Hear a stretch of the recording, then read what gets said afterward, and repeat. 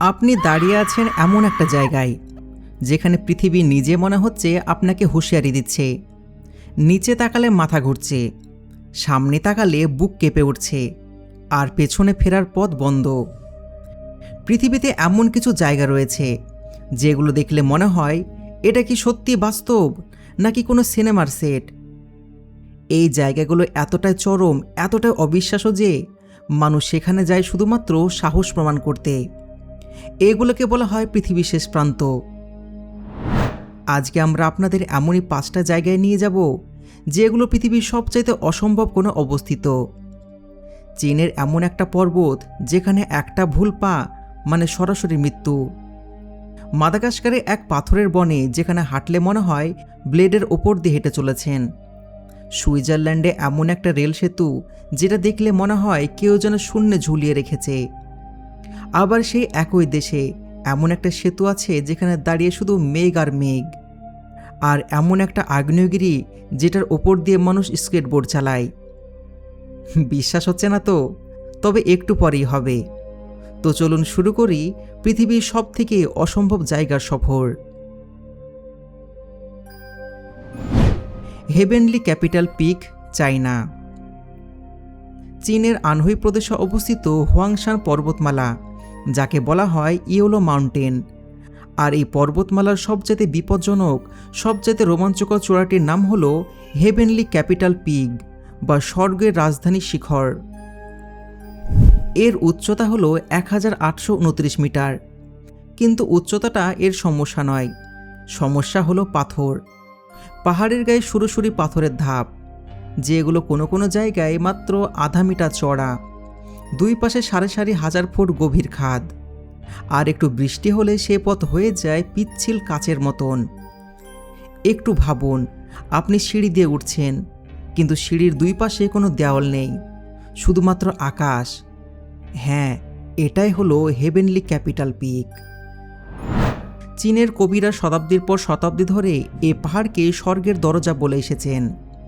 তাং রাজবংশের কবি লি বাই লিখেছেন, এই পথ এতটাই কঠিন যে দেবতারাও থামেন। এখানে পর্যটকদের জন্য লোহার বালা লাগানো আছে পাথরের গায়ে। আপনাকে সে বালা ধরে এগোতে হবে। একবার যদি হাত ছেড়ে দেন তাহলে আর ফেরার পথ নেই। প্রতি বছর লক্ষ লক্ষ পর্যটক এখানে ঘুরতে আসেন। এই পাথরের শেষে যখন পৌঁছান, সে দৃশ্য দেখলে মনে হবে সমস্ত কষ্ট সার্থক। নিচে ঘন কুয়াশার চাদর, ওপরে নীল আকাশ, আর চারিদিকে পাহাড়ের সূচের মতন চূড়া, যেন কোনো বাস্তবের বাইরে একটা জগৎ। এবার আপনাদেরকে নিয়ে যাব মাদাগাস্কারের এমন একটা জায়গায় যেটা এর থেকে বেশি ভয়ঙ্কর, এর থেকে বেশি রোমাঞ্চকর।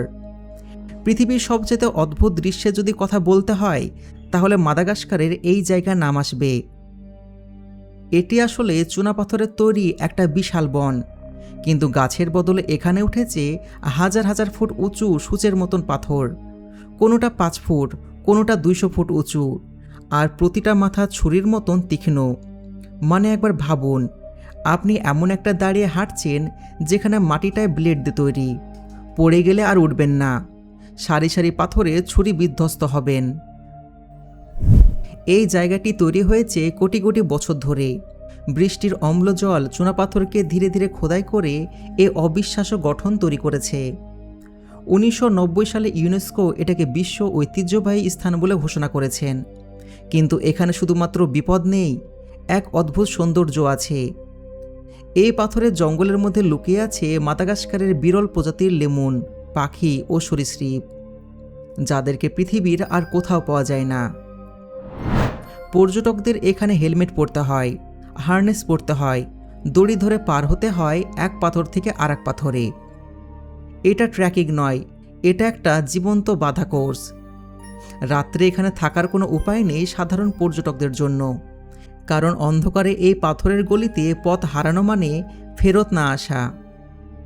প্রকৃতি যেন নিজের হাতে একটা মরণ ফাঁদ তৈরি করে রেখেছে, কিন্তু মানুষও কম যায় না। পরবর্তী জায়গায় মানুষের হাত ও মাথা মিলে তৈরি করেছে এমন একটা কীর্তি যেটা দেখলে মনে হবে অভিকর্ষের নিয়মকে বুড়ো আঙুল দেখানো হয়েছে। Number 3, land Weiser viaduct, Switzerland. 2002 সাল। সুইজারল্যান্ডের আলপাস পর্বতমালার গভীরে ইঞ্জিনিয়ার আলেকজান্ডার কানসেলাল দাঁড়িয়ে আছেন একটা গভীর খাদের সামনে। তাকে একটা রেল লাইন টানতে হবে, কিন্তু মাঝখানে এই বিশাল খাদ।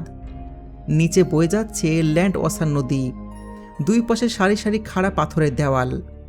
সমাধান, তিনি এমন একটা সেতু বানালেন যেটা আজও ইঞ্জিনিয়ারিং জগতের অন্যতম বিষয়। ভাবুন, একটা রেল সেতু যেটা সরাসরি একটা পাহাড়ের গা থেকে বেরিয়ে এসে বাতাসে ঝুলছে, তারপর সরাসরি আরেকটা পাহাড়ের ভিতর ঢুকে যাচ্ছে, মাঝখানে শুধু 65 মিটার নিচে নদী। এটা কি সম্ভব সুইস ইঞ্জিনিয়ারদের জন্য? হ্যাঁ। ল্যান্ড ওয়াসার ডায়াক্ট 65 মিটার উঁচু, 136 মিটার লম্বা। এটি তৈরি চুনাপাথর দিয়ে, কোনো ইস্পাতের কাঠামো ছাড়াই 6টি মার্জিত আর্চের ওপর ভর করে দাঁড়িয়ে আছে 1 শতাব্দীর বেশি সময় ধরে। সবথেকে অবিশ্বাস্য ব্যাপার কি জানেন?